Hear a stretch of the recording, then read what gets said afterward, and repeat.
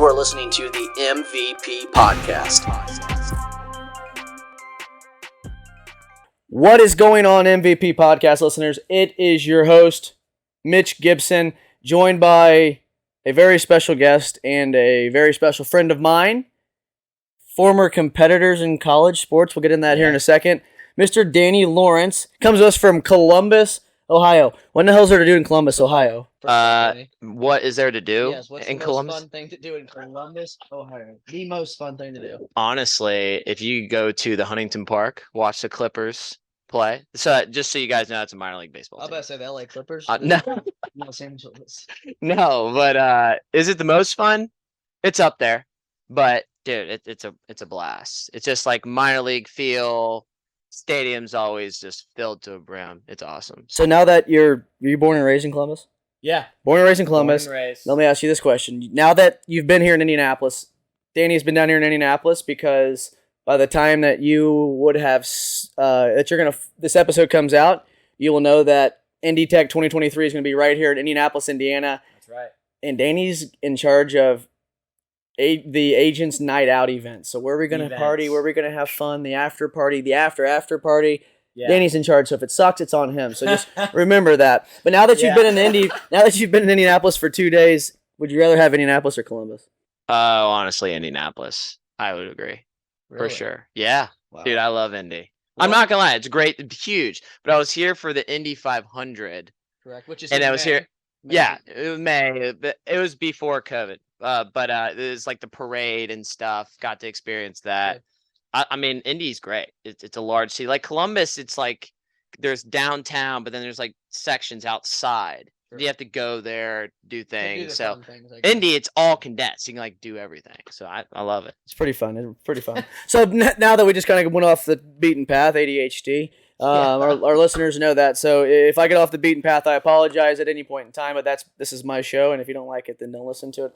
In an all nice way. I'm just joking around. But anyway, with that being said, Danny, for people that don't know who you are, because I'm sure a lot of the people that are listening to the show don't know who Danny Lawrence is. That's fair. And that'd be true. Not a bad thing, but it's somebody that I think you all should get to know and start following along his career paths and the things that he's doing inside the InsurTech area.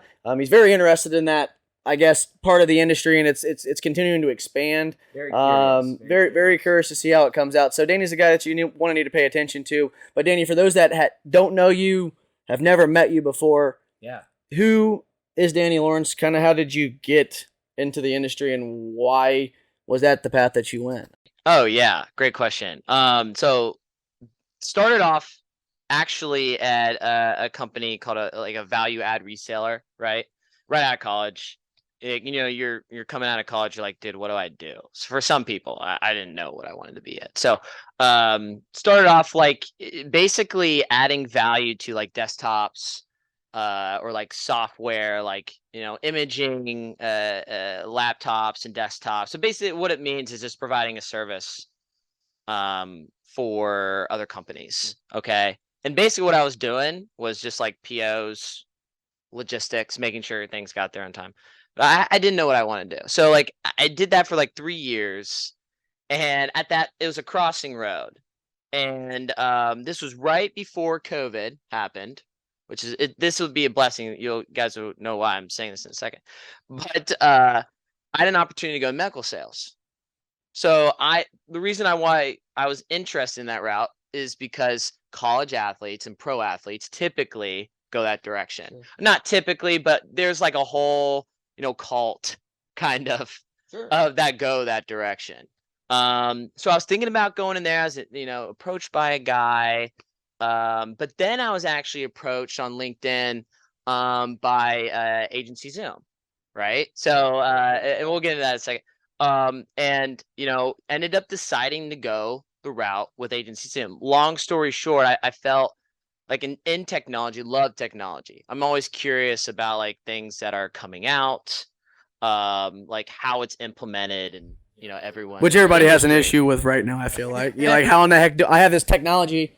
How in the heck do I use it? Yeah, it's hard to learn, right? It's stuff. It feels overwhelming. Sure.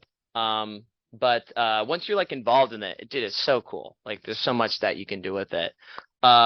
But I like the fact, honestly, that it's a great work-life balance. I can go wherever I want and work. You know, I could go to Miami, Florida for a week and, you know, still do my job Sure. efficiently, right? So I got into insurance that way, okay, with Agency Zoom. So it was part of the first ever sales team. And it was a great experience. I worked with Tolga, Mo, X, Kat, who are familiar names in the industry, right? They did a fantastic job building that thing up, and then it got acquired by Vertifor. So to be honest with you, last standing sales guy there. Everyone had left for other reasons, right? And then was actually approached once the acquisition started from Vertifor acquired Agency Zoom like a year ago, right? Was approached by Wunderite. So was approached by Dylan and Joe over there. Great people. And oh yeah, great. They're awesome. And yeah, now I'm over at Wunderite and haven't looked back. It's been a fantastic experience so far. Sure. So you talk about insurance technology, and I know, so those who know my show and those that do listen to the show or watch the show know that I kind of just fly by the seat of my pants with episodes. And I'm going to say this, I'm going to spill the beans, and I'm not being mean and throwing them under the bus, but I actually had to put together a document to send to Danny about what questions, what we're kind of, the avenue and the route we were going to go with the show, right? This one wasn't even a part of it. This next thing I'm going to say, but that's the fun part of this thing. So with that being said, we talk about the different avenues and career paths you can take inside an industry. Specifically, we're talking about the insurance industry. Okay? You think about insurance, you always, the cliche always thought about, or answer is Jake from State Farm. That's what insurance is, right? I'm that Jake. Correct. I'm Jake from State Farm. You didn't know if there's CSRs, what a CSR was. You don't know what underwriters are. You don't know what claims reps. You don't know what technology, you don't know what API means. You don't know what SEO means. You don't understand the business aspect behind it, but also the different career paths that you can go with in the insurance industry, right? Yeah. So if you're young and you're listening to this and you think that all you are and all that there is to be is just that insurance agent, go look deep diving into seeing what the big perspective is and to see the different types of technology and the things that are going on a big executive level in the insurance business. You'll be like, wow, this is way different than what I thought. They're doing a lot of unique stuff. Which is great, right? Yeah, that's great. You're sales, right? You talk about sales, being in sales, whatever it might be. Yep. What is a sales, like what do you think if there's one thing that a trait that you need to be a salesman, what do you think that best trait is? That salesman? Yes. Oh, for sure. Through my experience so far, it's definitely perseverance. 100%. Like people tell you this all the time, right? Great sales leaders will tell you that you are going to go through good times and some crappy times. That it is what it is. And it really depends on like what point your company's at. Sure. Agency Zoom, fantastic product. And it was a good sale, you know. It was like, you know, you would offer like a free month and all these things, and then you go over to a different company whose product might not be currently there yet. Or at that level. Or yeah, and not at the same level yet, and then you realize how good you gotta be at all times, like literally at every single stage. You got to have these things, and you know, your stuff in place, a good process. They always say process. What does that mean? But at the end of the day, persevere through the times that it just sucks. Like you got to make those calls no matter what, because you need to put meat on the table. You just do, regardless of whether that sales cycle is going to be longer because of it. You have to do it. Just go through the suck, and if you can do that, you know, and just stick with it, you'll survive. I mean, that's what my experience has been. Yeah, and you gotta want it too. I mean, you gotta understand it, be patient, and you gotta want it. But no, I just had to throw that in there because we were talking on the sales topics real quick. To add something to it real quick, I think what helps is knowing what you want in the end. So the goal shouldn't be like, hey, what do I want to be in 3 years? What do you want to do in like, you know, 20, 30 years. Sure. And that should be your goal in mind, because that will help you realize why I'm getting up to do this every single day. Because sometimes if you're making just goals for like a year or two, okay, then you have to reevaluate what those are. And sometimes you can lose motivation to keep going through the suck. So it actually puts it in perspective to why you're doing this every single day. So have the end goal in mind will help out for sure. I think it's a great way to put it. yeah. It's almost like New Year's resolutions. Yeah. Well, yeah. You know, like They're like periods. what is of- a New Year's resolution? You know, and I would love to know. I mean, where's the technology company out there that can tell me what the percentage of New Year's resolutions actually stay and become daily habit? Yeah. What is it like? At least from what I've read, it's like 90 days. You have to develop habit if you like do it every day. Yeah, 90 days. Yeah, I think something that's like what that. the number Yeah, is. as you stick there, it becomes more of a Even still, then even daily if 90 thing. day habits, you still have to. Still keep it up. Yeah. Still gotta want it. Yeah. Okay. Anyway, we talk about sales. Okay, we talked about how kind of you got yourself into the insurance industry. Yeah. And I think we're going to continue to see him do great things in the future of his career. Appreciate that. Especially with the mindset you've got. Like if you're young, Yeah. you've got that young, unique creativity of your perspective on where you see it going and how you kind of want to be in the part of the intersection of that, right? And I think that's a cool piece. But we didn't really get to talk about who you were before the there we go. college. Yeah. You and I kind of got to know each other. Yeah. I'll let you kind of tell the story a little bit. Sure. Yeah. But those that do listen to the show, consistently here and loyal listeners know that I played baseball at Ball State University, which is a college, Division I college up in Muncie, Indiana. Boo. No, I'm joking. Indiana, I'm joking. No one knows. You'll know why I say boo in a second. Ball State University, played baseball up there, and then Mr. Akron Zip over here played baseball Go at Zips. Akron.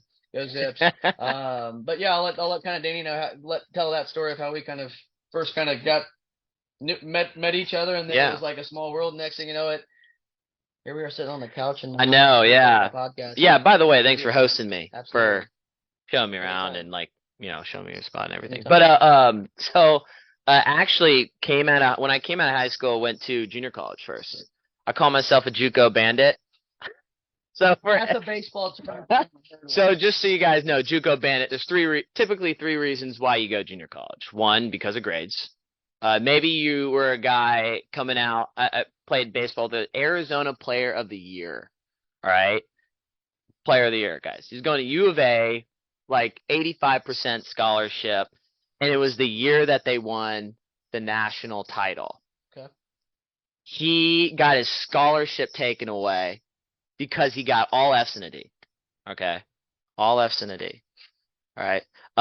He probably won't listen to this since he's not really in this, but I didn't name any names too. But get it. oh no, yeah, it's not good. He ended up getting his stuff together, right? But so grade. Second is like you have an injury, so that's for me. That was my problem. I had a torn labrum. If you guys really know what that, it holds your shoulder together, right? I'm at almost a complete tear. So there were 4 insertions, 8 anchors. All right, that is a lot. So basically, almost a complete arm.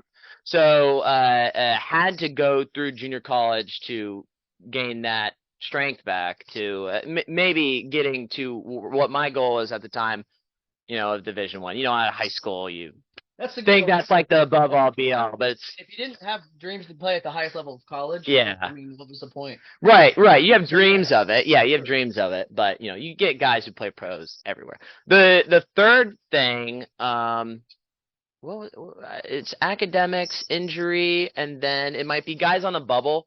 So maybe you're a guy coming out of high school that is like, hey, I only got Division III offers, or so maybe a better thing would be someone that's not developed yet. They mature later. Yeah. Right? There's like different situations, right? So like a situation like that, then they go into junior college and they build their body up or whatever they needed to get to that level, and they do, right? Sure. So JUCO bandit actually went 2 places. So started off at Sinclair. Go Tartans. Left over to South Mountain out in Arizona. Tartan? Is that a Dude, it's a kilt. Cyclone? No, it's like a kilt, I think. Well, I'd say I think. Like, we didn't even know when we went to school. We're like, what's a tartan? But it's literally a kilt. Huh. So look it up, guys. It's actually hilarious. It was Sinclair. It's like a lion and a kilt. That was our mascot. It's hilarious. Well, no, it was a great experience there. But when I played summer ball, I met someone else, and I had the opportunity to play in Arizona. For those of you who played baseball, Arizona Junior College is like the real. It's big time, right? It's good. It's a good ball. There's 2 states, Illinois and Arizona. Yeah, for junior college for sure. Yeah, big time. And had opportunity. That was one of the best years of my life. I love Arizona. Scottsdale's amazing. A lot of fun. Actually going there in February. I second that, and I'll be there as well. Waste management, so that'd be fun. But yeah, yeah, Super Bowl same. That's a Monday. Same weekend. Yeah, I don't know how we're gonna survive. Figure it out. Yeah. So. Arizona, so South Mountain for a year, and then had the opportunity to play at Akron. And that was a great experience. Love everyone that I played with. So go Zips. But yeah, I don't think I played you. You didn't. You never played against me. I'm older than Mitch. I'm your buddies that you worked with, or that works for another technology company here in the insurance business. Yeah. Jacob Bolton played against me. Oh, Jacob, you'll like to hear that. Jacob played against me. Yeah. And he knew you guys, and it was like, and then you knew a kid by the name of Kevin Martin, who's now playing professional ball in Mexico, who you play with at Akron, and once Akron shut their program down, Kevin Martin went to Ball State, and I ended up playing with Kevin. So it's kind of just a little circle of how baseball brings people around, and I talk about that, right? Yeah, it is. It really I talk about how sports, and in general, why baseball, and that's the whole theme of the whole podcast, how baseball kind of made me and pushed me down the path of the person I am today. Yeah. And I'm thankful for it. And the amount of people that I have met through the game of baseball, right? Yeah. That's important. That's just like the the whole term, your network is your net worth, right? That's true. Building relationships is, in my opinion, one of the most important pieces of the puzzle in this industry, right? Yeah. One of the most important pieces of the puzzle. Yep. But what we're starting to see, the most important pieces of the puzzle are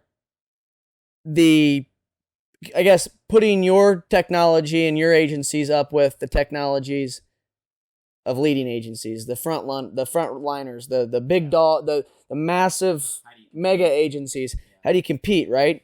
These mom and pop shops, these 7, 8, 10, 15, 20 people agencies.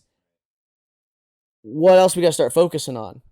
And it's the amount of technology and the money being spent inside of this industry with technology that has people probably scared, maybe nervous, maybe not scared, nervous, maybe those that are anxious. What's your feeling towards the insurance world in the future, where technology's taking it so far, and do you see it just continuing to become bigger and badder, I guess, on a technology standpoint? Where do you project, and where do you think it's going, and do you think it's good for the industry? A couple points there. So I've been in this industry now for 5 years, and I think it was I would say more of the insurance, like technology side. I'm really starting to get together with more agents, learn more. Like I went over to your agency the other day. It was great experience. And that's stuff that people from my perspective need to always keep in mind. But worked at Agency Zoom, had the opportunity to work with a lot of agencies. There were a lot of, demos that I had held, and you learn from those conversations, right? So you learn from those conversations. A lot of what I've gathered just from interacting with agents, from what they were telling me and everything, first off is a lack of awareness of stuff that was out there. I mean, I'll get to your other point of where it's going in the future. But like, for example, I always bring this up. It's like Zapier. I know, it's a tool that anyone can use to try to piece the puzzle together at times. And that's what you're trying to do I know nowadays there's a big hype around integrations and making sure data flows. I know, Mitch, we were talking about earlier how much it would help you, Sure. right? Like that stuff matters, and there's simple ways to do that, right? There are technology platforms out there that you can connect, and it can make your life easier. Now it's going to be a give or take at times, right? It's not going to be perfect, but it will get you to point A to point B and really help benefit you. But so you're gonna say even if you like don't have control of changing those. So like I know we have a lot of young agents listening to this. Even if you don't have the ability to make those decisions and tie Zapier into your Outlook or whatever it is, it's, in my opinion, highly important that you just sign up for it and play with it. Yeah. Learn the terminologies.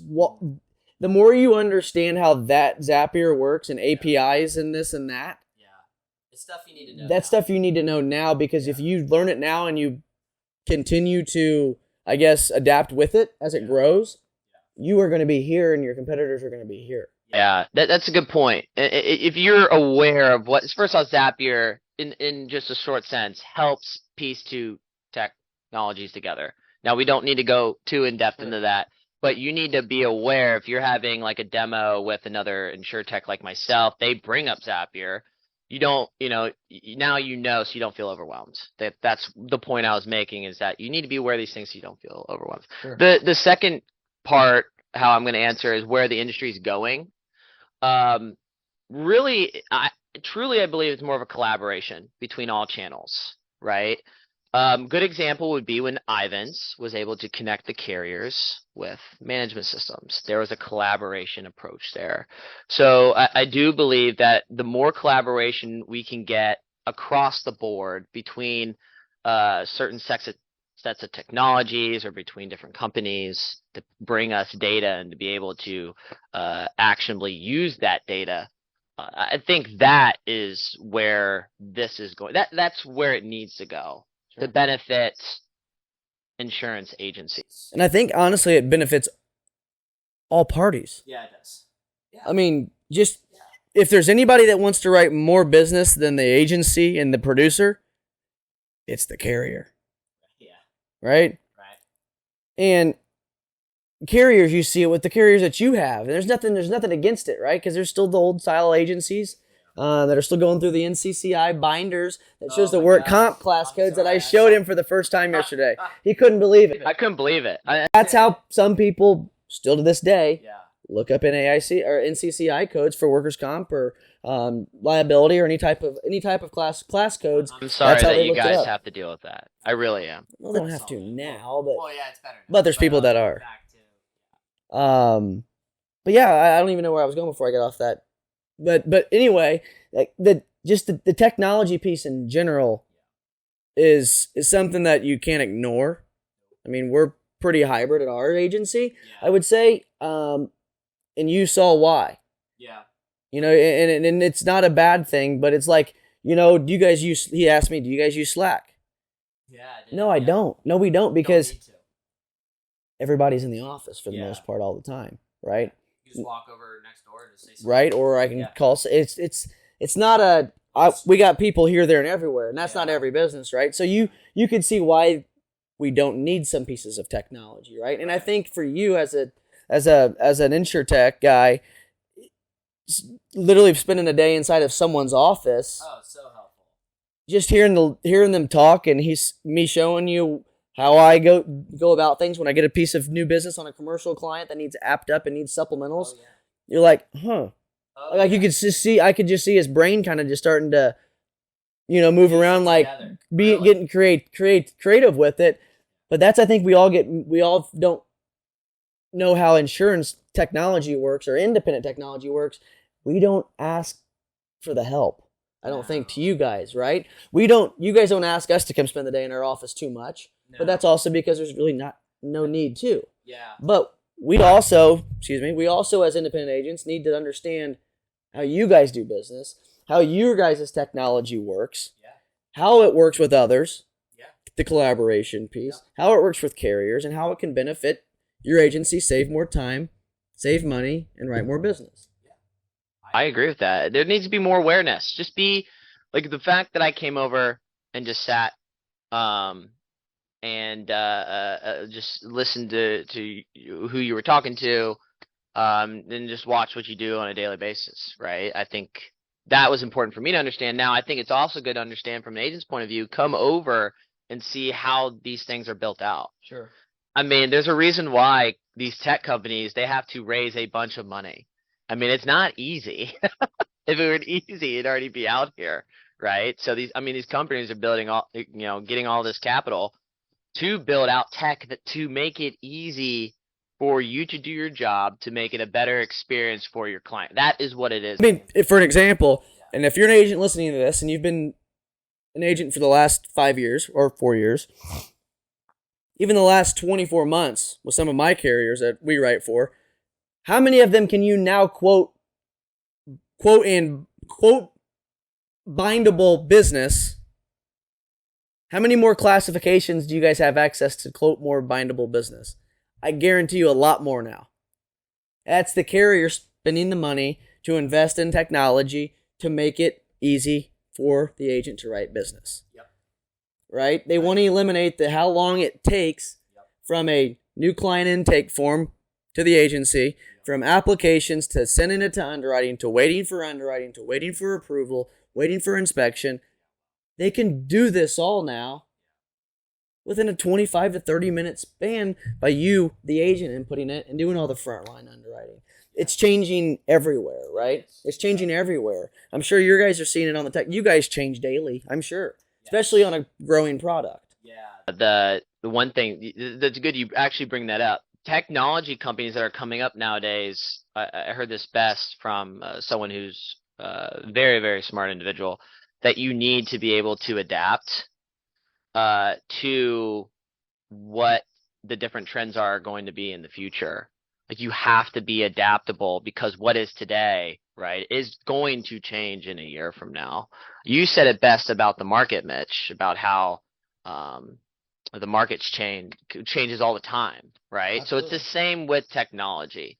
If you want to be relevant, keep being relevant in the future, you always have to adapt. A good example, Netflix. Everyone knows Netflix was like the DVD outside, right? They stuck with it, changed their model. Look at them. They're now. I want to real quick. This is an easy topic that wasn't on the list. Yeah. I want to get into the difference between independent technology, or what we call indie tech, and insurance technology, what we call InsurTech. Yeah. Okay? Independent technology, or indie tech, is technology built by independent insurance agents, or by the independent insurance agent. And then you got insurance technology, or InsurTech. Mm-hmm. Technology company build an insurance product for an insurance consumer. We're starting to see a lot more of the independent technology companies, indie tech, becoming more of a popular thing. Why do you think that is? Well, we were talking about that a little bit earlier, right? Just again, like sitting through his agency, every agency is different. And unfortunately, like InsurTechs, right, can't accommodate for every single step in the process. Or every agency that's different. It's just not possible. You want to, but it's just not possible. Like, InsurTechs to have a strategy, and they're gonna make decisions that align with that strategy. Like, we know that, right? It's like when your agency, you make decisions to, increase intention rate, or to, grow your book of business with new sales. Like, you make these decisions. So it's, indie tech with the, insurance agent who's really trying to, build out something that they know that they need. Because okay? It works for them. It works for them. But there still might be things that they build out that would be beneficial for maybe like an InsurTech to, buy out, or, like maybe code that, is really super unique. I could be just talking out of my butt there, No, but no. there's certain It is things unique. that are like that are specific to them that maybe an InsurTech might find interesting and buy.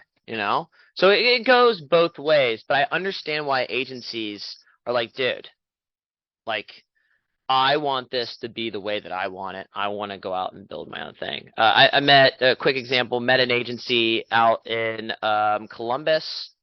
They're first off awesome people, and they had built upon on top of Salesforce, so they had their own Salesforce account. They put the Ivans downloads in it, so they spent all that. So his idea was the experience for his producers. He wanted to create an experience specific for his producer. So he'd sit down with his producer and say, hey, how do you want to do this? And he'd build it out to accommodate for specifically tailored for that producer. their workflow. Now they're able to do that because they had the cap to do that. I think that would be always the holy grail, right, for every business. Unfortunately, it's just not for everyone. So That's interesting. Yeah. I mean, that's interesting and genius. Oh yeah. Oh yeah. Yeah. Yeah. Genius. It is genius. You save a lot more money as an agency. That guy right there, if he gets these people early, Right. Yeah. because they have no clue what the process They have is, no right? idea. I'm just joking, but that is what we're starting to see more of.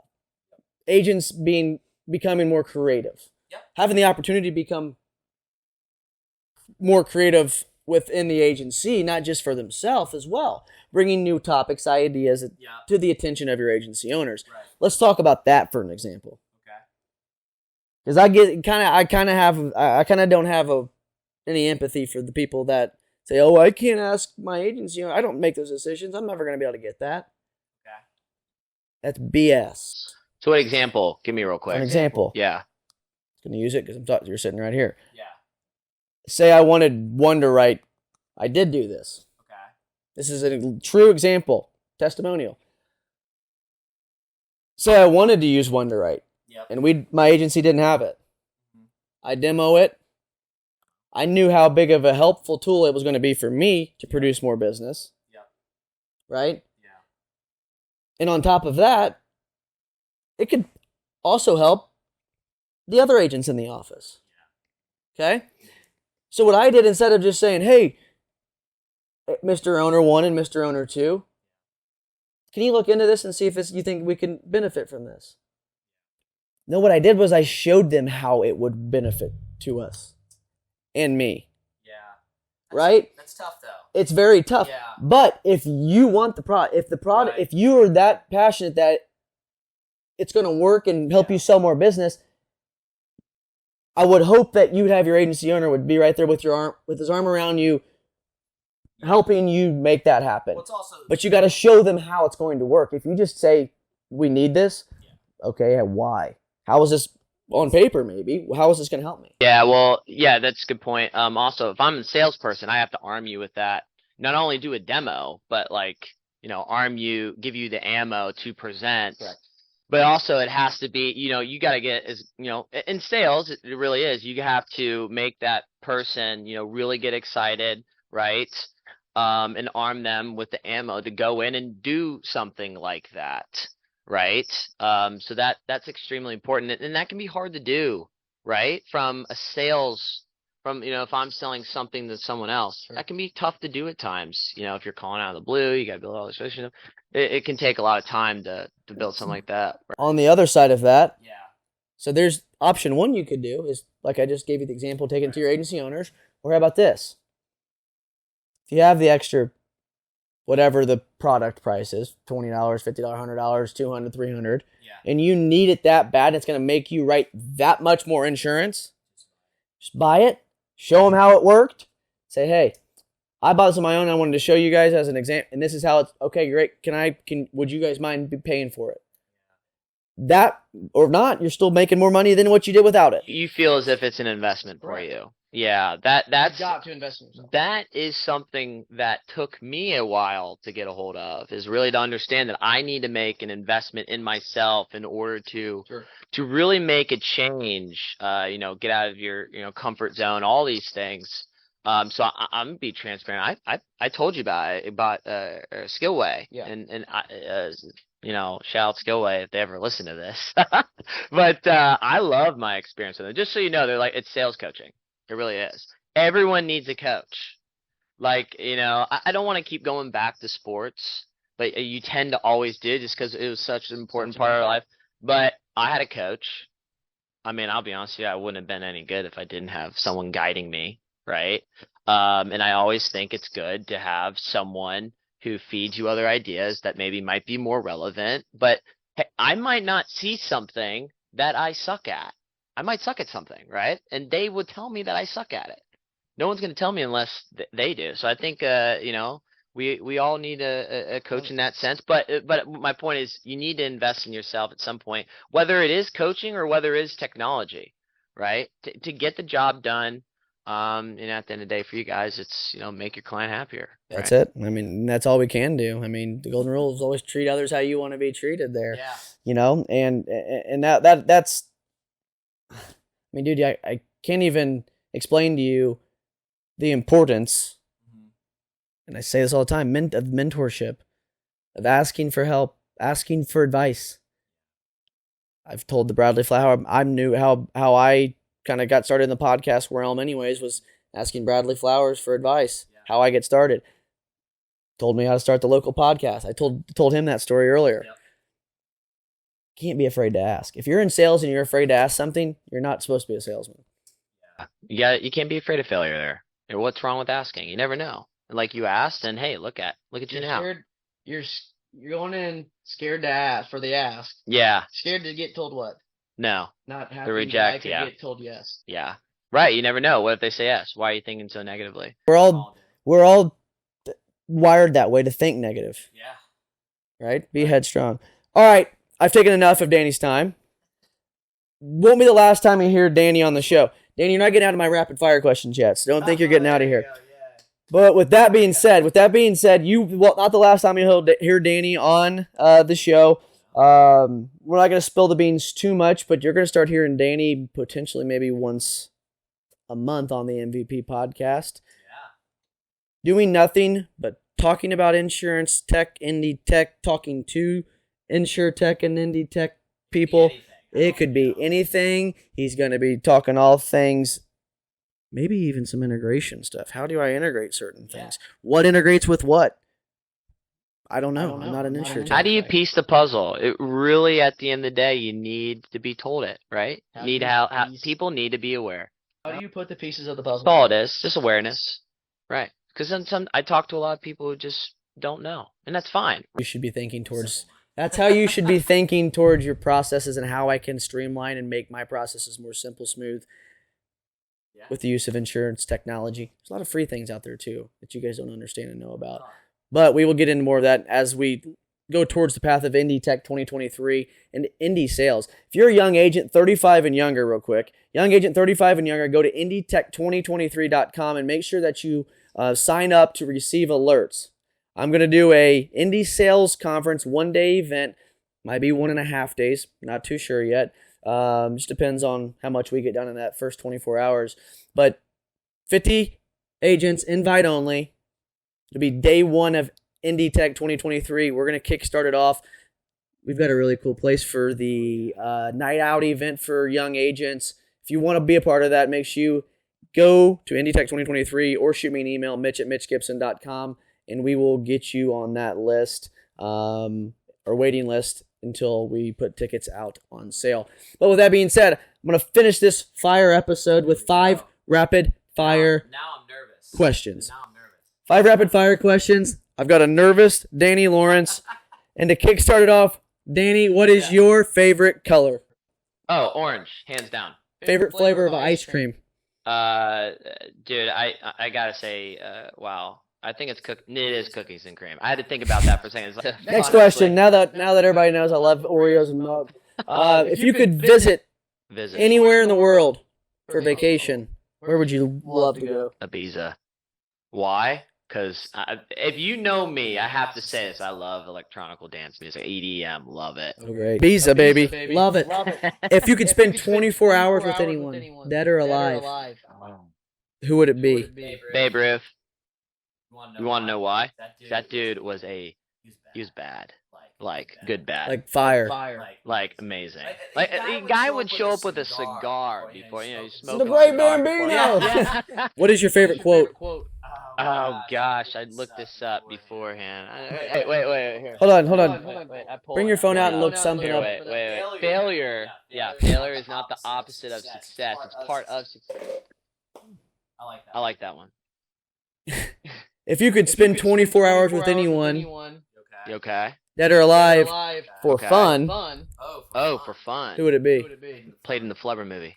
God, you know what I'm talking about. Robin he was a Williams. comedian. Robin Williams. Dude. 100% would want to hang out with him. Last question. Yeah. Number Yeah. 7. Number Who 7. is your favorite musician, genre of music? You've already said it. But dude, I've got to know who your favorite EDM artist is. It's like periodic. Or periodical. Like I'll change or. I would say the best times I've had through like concerts was Cascade. He is an OG. So like Tiesto and like David Guetta and like, you know, all those, or like shoot, what's his name? Green Velvet. Like these guys are all like OGs of, you know, electronical dance music. He's been around forever, just crushing it. But that would be my favorite artist. Love it. There you had it. Danny's 5 rapid fire questions plus 2. Lucky enough to get 7. But this is my first in-person episode and first episode of 2023. I hope you've all had a great Christmas. Wonderful start to the new year. Go out there and kick some ass, man. Go out there and just take this year and grab it by the horns and win. Go win. Cass asks the question all the time on his podcast, do you hate to win, or do you love to win, or do you hate to lose? Love to win this year. Love to win. Do it with a smile on your face. Danny, appreciate your time and efforts. Appreciate you coming up. Glad we got a great couple spots for IndyTech 2023 for our night out event. Stay tuned on that. We'll drop more information as the couple months or the months be coming up here in the next couple of weeks, actually. And then we'll be releasing more information about tickets as well for that. So be on the lookout for all that information. Danny, got anything else before we hop off here? If anyone ever wanted to get in contact with you for any way, wanted to collab, bounce ideas off of you. Yeah, guys. I mean, I if you know me, I love just talking about how He loves to talk. yeah. No, I don't know. We're pretty even there. But I love talking about just how the pieces puzzle together. I just really do. What I mean by that is like integrating platforms together. Just talking about like different things that you can do based off what you like. But yeah, my email, if you just want to, you know, email me sometime, just ask a couple questions, shoot some thoughts. It's Danny, DANNY, .Lawrence, LAWRENC @Wunderite.com. Perfecto. Danny, appreciate it once again, my man.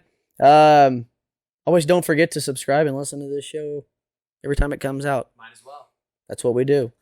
Anything we can do for you, give us a call, shoot us an email, shoot us a DM, whatever it is. We're always here to help. Like I said again, go kick 2023's ass, and always remember that you can make a difference. We'll catch you next time. MVP Podcast. We're out.